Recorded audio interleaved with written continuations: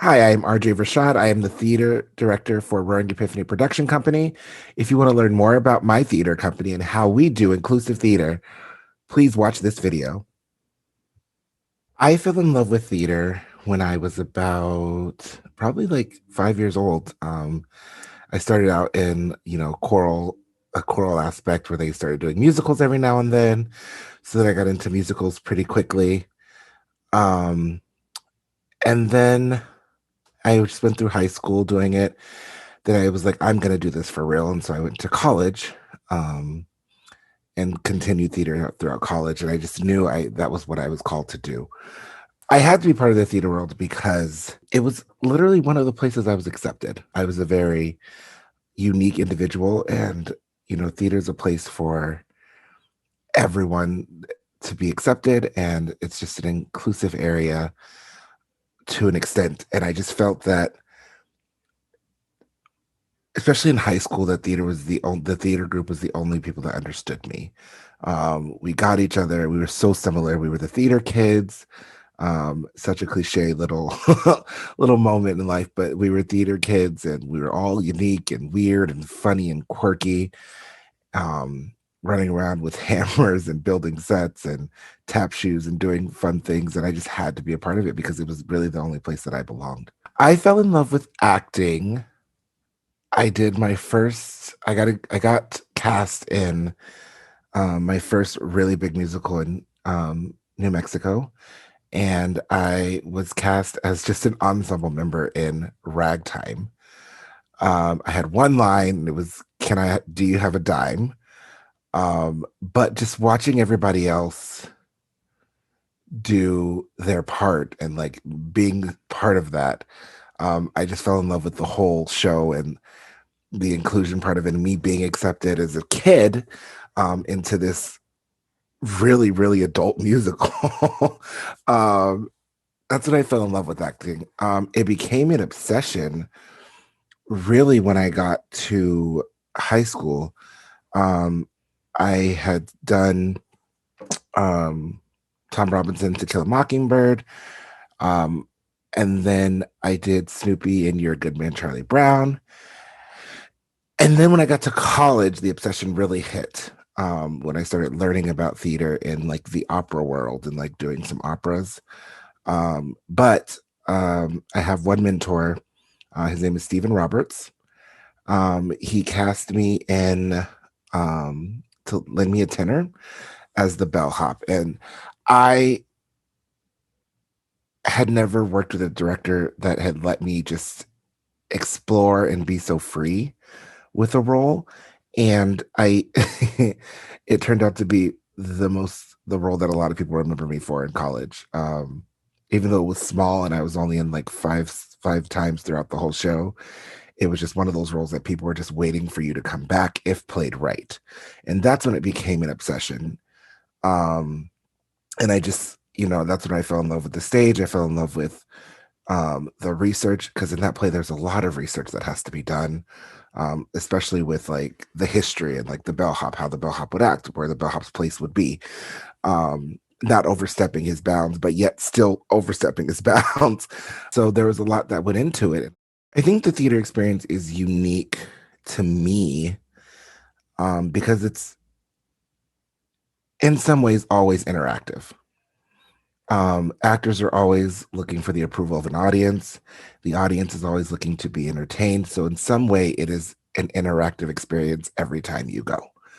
Um, it's also very interactive with the audience in the way that, like, when you walk into a show, there's a buzz. People are excited to see the show. Um, there's sharing one of my favorite experiences I'll share with you is when I went to go see The Color Purple. I saw it the night before it closed with Cynthia Erivo. Um, And when she walked out on stage, the energy was just amazing. And, you know, I think, for an actor, feeling that energy when she walked out, I feel that she just knew that she was loved and we were there to support her and we wanted to see her. Um, I think that's the biggest plus for people in general. I think I would piggyback on the interactive part. I think, people just want to be included in the story. And that's what makes theater great, is that you're part of the story that's going on, whether it's fictional, non-fictional. You're part of this story and you're invited to watch it. And sometimes you're invited to interact with it. There is a lot of interactive theater where people are called on stage and like, you know, for instance, 25th Annual Putnam County Spelling Bee takes two people from the audience and makes them spellers, and then eliminates them one by one. And like, it's just a fun experience. So I think, again, the interactive part of theater is what makes it so unique and why people love it. My path into this theater company, from like college to theater company, is I moved here in 2011 with the pursuit of like being on Broadway. Um, I had auditioned for so long and it was just not working. I was working part-time jobs. I was doing, working at Gymboree, Play and Learn, and like singing like a Disney princess every day to little kids and helping them like crawl. But I knew that I always still wanted to perform. While working, one of my friends was just basically was like, hey, I work with a theater company. They're a little different. They work with adults with disabilities. And so at that time, he was like, I'm leaving, so I need a replacement for me. And I just want to see if you would be interested. At that time, I knew nothing about disabilities. I knew nothing about working with people with disabilities. I just knew what I knew, which was just how to teach theater. So I walked in, and from the moment I walked into this theater company, I was welcomed with such wholehearted love that I couldn't get enough. I had to come back. The participants were so sweet. They were so nice. And then shortly after working with them for a little bit, I decided to leave my current job and was kind of jobless for a little bit. And the director at the time was like, hey, I have a friend who works at a school that does ABA, and which is applied behavior analysis. And so I ended up going to that school for a little bit, and I started like working there as like an ABA instructor. And again, just fell in love with individuals with disabilities. But I always kept working with the theater company with people with disabilities. But then like as you go through it and you work with them, you start to see like, oh, this could be better, this could be better, I could do this better, I could make this better. You know what I mean? So like it just turned into this, I want to help them really become professional actors. Like I don't want to do like just, oh, that was so good, way to try. Like I want to hold them responsible for their lines, for their acting, for anything. If this is what they want to do, I want to make sure this is what they want to do and they get to do it properly. So we actually started out with something called the Hear Me Roar Inclusion Cabaret, which was a cabaret that took adults with and without disabilities and put them on stage together. And they sang songs. We had theme nights. We even had one competition called the Battle Royale, which was super fun. And then I started to realize that these kids really wanted to like, and these adults really wanted to perform. They wanted to act. So we started just a small theater company with just a few people. And our first show was Baby with the Bathwater. And it was such a fun show and such a hit for our company that I was like, okay, so now we have to keep this going. And we've grown pretty good. This is our fourth year. But we've grown so much. And that's just in programming and participants and the way we do things. We had never thought before. Steve and Tom happened to be two playwrights that did our sci-fi playwriting festival. And they worked so well with us that we decided to make them resident playwrights. So that's something that happened this year. But now we have this inclusive theater company that is producing these shows, and we're currently all virtual. But we're making that work. We have a poetry group that performs. We have the Steve and Tom writes the virtual plays that are doing well. So we're getting ready to start rehearsal for those again. But during that time, I was like, how do I make this better? And so I just completed my master's in applied behavior analysis.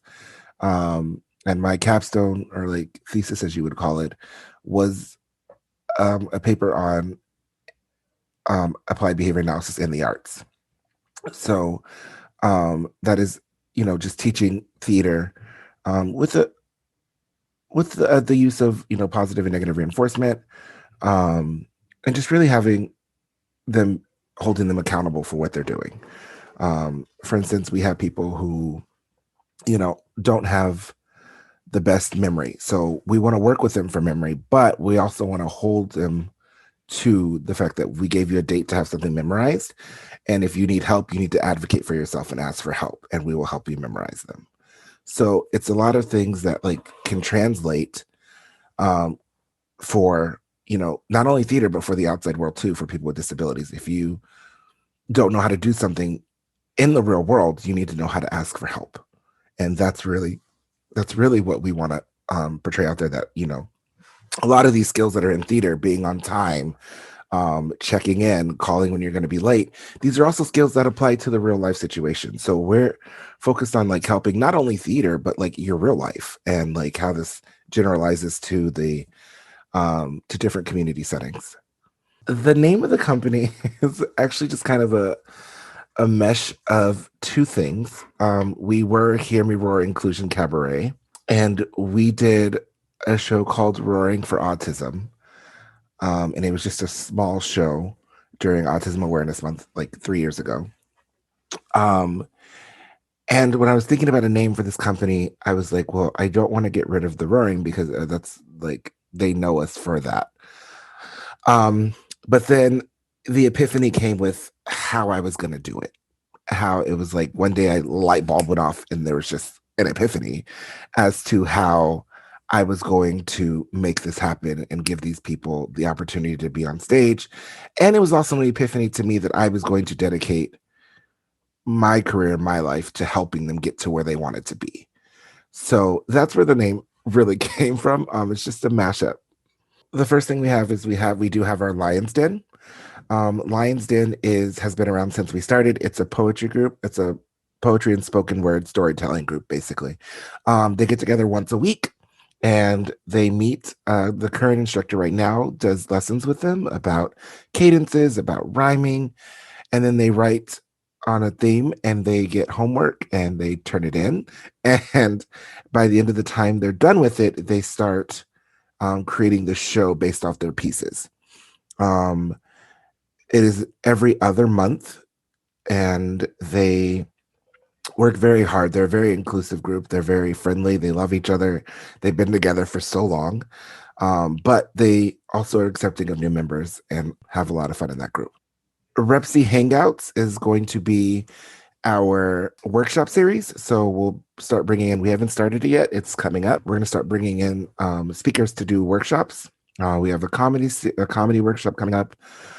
We have some some yoga workshops. We have some movement workshops. We have some speaking for the actor workshops that are going to be really good.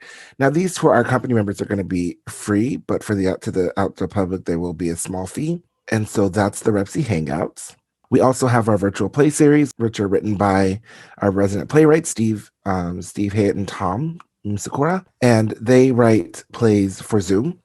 I have really loved their writing and I'm obsessed with them. When I started doing theater, Zoom theater, I was like, I cannot just watch people read Shakespeare. It's not a thing. And so I really challenged them to come up with like Zoom specific plays where it looks like the audience is watching a Zoom meeting. So for instance, they would write this interview and they would like ensue a problem, a resolution, and all of that for this interview. And the audience would look like they're watching this interview. So that's what we did there, and they've done a very good job with that. So I'm super excited about that, to continue that. We also have our main stages, which are two. We usually do two main stages a year. Due to COVID, we haven't done them in a while because they're in person. Usually the main stages are published works. So we did maybe with the Bathwater. We've started with Dog Sees God, but they can be original works too. We devised a piece called Alice, which was a spinoff of Alice in Wonderland when she was 30 years old, and therapy for the voices in her head, which were the Cheshire Cat, the Queen of Hearts, and the Mad Hatter. So that was a fun show to do. So those are our main stages. We're gonna probably next year, hopefully, if we can be in person again, ramp those to 2 again. And then we're gonna start a speaker series as well. So that this will be an interview with, people. We're gonna talk about a bunch of different issues: disabilities in the arts, body image in the arts, race and gender in the arts, all these things that we will have special guests on, to talk about. Even like directing people with disabilities is a whole topic that needs to be discussed, because a lot of times people with disabilities don't get cast because nobody knows how to work with them really. And so if we can start disseminating some of this information to them, hopefully we can get our mission covered of getting people into professional theater stages, or getting people on professional theater stages, because we've given the directors this way to do it. And we talk about that a lot. I think one of the things we talk about the most is, Curious Incident of the Dog in the Night. It took years for them to actually have someone with a disability or with autism play that role. And so I think a lot of times we advocate for those, that there are roles for people with disabilities that are being played by able-bodied people. But at the same time, able-bodied people with disabilities can also play able-bodied roles, and we don't want to pigeonhole them into just playing those roles that was written for them.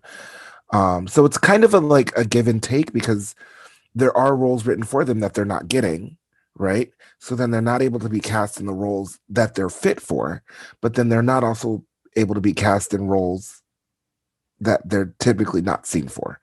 So it's just a take, I guess you can say, a catch-22. It's very hard for them to be cast because they're not really looked at anyway, to be seen on stage. And it's kind of sad, and it's actually really sad, because some of these people are very talented, and I have been inspired myself by many of them, and I admire all the courage and work that they put into everything they do. We are going to start an education program coming this fall, probably. And what that is it's just going to be individually tailored programs for each person that joins. It's for people who want to learn theater and want to learn more about it, and want to, from the audition room to the stage. How do you walk in a room? How do you slate your name? How do you, dress for an audition? Then we're going to go into a little bit of like monologue. What monologue do you select for an audition? Then we'll go into, you've gotten cast, so how do you rehearse? Scene work, scene study. So we're going to practice all those, and then we'll go into the performance. And basically this class will conclude with a culmination of everything that they learned, by creating their own showcase, which we would hope this showcase would be industry. We will have one industry night where we can invite people to come and kind of see them and get them some media attention. You're supporting the cause of getting people on stage, making people seen who normally don't have the opportunity to be seen. And that is like the core reason we do this. Anything we do is inclusion comes first, is helping comes first. No judgments, just talent. That's all we do. We want to change the face of normal theater. What that means is let's be real, there is a normal that people expect to see when they go on stage. Especially with shows that have been done for years, revivals or anything like that. For this reason, we have decided to rebrand. So we are going to take our primary focus of inclusive. Inclusive is a giant umbrella. And so what we want to do is start including not just disabilities, but disabilities, body image, race and gender as well, into that inclusive atmosphere. And we're doing this for a couple of reasons. One of the interesting things I always use is, one of the examples I always use is, why does, Dear Evan Hansen have to be a skinny male that looks like Blue's Clues? Does it have to be that way? Why can't they be, a short, stout Latino male? You know what I mean?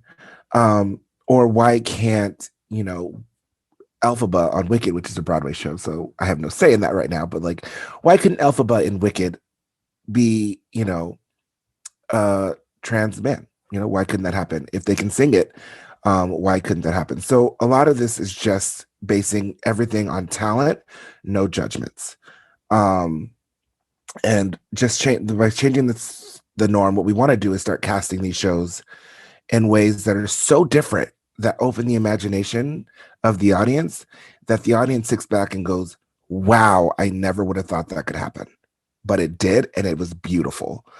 And by just that one show that changes that audience member's perception, they can go to another show and be like, you know what? I think somebody else could have played this role better. Somebody else that is not normally what that person looks like could play this role better. And that's what we want to do. We want to challenge people to start thinking different. We want people to think that anybody can play any role, no matter what. If you have the talent to do it, then you should play the role. And I think theater has become such a cliche of not what you know, but who you know. We hear this a lot in the theater industry, and it shouldn't be that way. It should be what you know, how you act, how you perform, how you do on stage. That's how you get a role. And so also going back to history, like we talk about, the normal we see now is not the normal that we've always seen. Shakespeare, men played women all the time. Granted, that was because women couldn't really act during that time, but there's still this change of, you know what I mean? There's still this, that wasn't the norm. And so it's nice to know that we have like history on our side and that we can change the face of norm. And like, it just needs to kind of go back in some ways to what it was when everything was, theater was free and theater was accepting and theater was, I mean, there's been ups and downs, but I feel that there's been more downs than ups when it comes to casting and reimagining a stage. I think Roaring Epiphany, theater companies like Roaring Epiphany are so important because we do challenge the stereotypes of normal theater. We do things differently. And in short, we don't play by the rules all the time. We change up what people would expect. But because that's so rare, we're struggling. We're struggling to create this new idea and these new images of theater. And if we want to change theater and get more people cast in roles that they could be cast in, and like, you know, start to see a new face in theater, we're seeing the same faces all the time now. If we want to change this, especially mainstream Broadway, if we want to change this, we have to be supported. And it's very important that our community backs us. It's very important that our government backs us. It's very important that, you know, we are just helped in every way. Otherwise, we won't survive and that vision will be lost. More playwrights should be working with our theater because we are very, very, very easygoing and accepting. And we love the quality of work we put on. If you are a playwright and you're looking to, you know, produce a play, we'll read it, we'll give it a shot, and all we ask is that you let us cast it inclusively, and let us cast it the way we see fit. We will allow you to come in and, like, you know, do auditions with us and put your input in, but we are very into inclusion, so we really want everyone to be represented for every role, and we do really want to go off of just talent. So if you're, I guess you can say, if you're a playwright who's very, very strict in your casting and very, very strict in your writing, we're probably not the group for you. But if you're a playwright who is about the mission of inclusion and who just writes plays and loves to have fun writing, and enjoys working with a very fun group of people, production staff and cast, then we're the group for you, because we really are doing great things and we can't wait to see what else we're going to do in the years coming. So we, again, we're always looking for volunteers. So we do, on our website, we do have a volunteer section where you can send us an email to volunteer. Also, any donations, we do have a Fractured Atlas. So we are sponsored through Fractured Atlas, and you can go on Fractured Atlas and look up Roaring Epiphany Production Company and donate there. You can also reach out to us via email, even if it's like if you want to participate and act. We are constantly taking people on. We are taking a break this summer, kind of to rebrand and kind of to like roll that out. But during that time would probably be the best time to connect with us. My vision is to come back with a bang. This will be our 5th year, and so with us being around for 5 years, one, it's such a momentous thing for us because we didn't know if we would make it to five. It was a very big struggle from one and two. So being five is really big, and hopefully next year we get to come back with a bang. We are looking at a few shows right now that we're looking at casting, um, which I think will be great. But my vision is to produce two high quality main stage shows. That is my vision. Um, Probably two published works that we're looking at, and to really drive in our mission of our new branding, which is no talent, no judgments, just talent. Um, and to really put on a show that people see in a different light. Like you've seen the show before, but now you're seeing it with someone you never thought would play that role. And now you're seeing it and it's making you think about every show you've seen. It's really what we want. We want you to think about every show you've seen and go back and be like, you know what? That person that played this role in that show could have played this role on Broadway. That's what we want to see. We want to create this positive ring of like that person was phenomenal, but we want them to be phenomenal because they were talented, not because they're well known.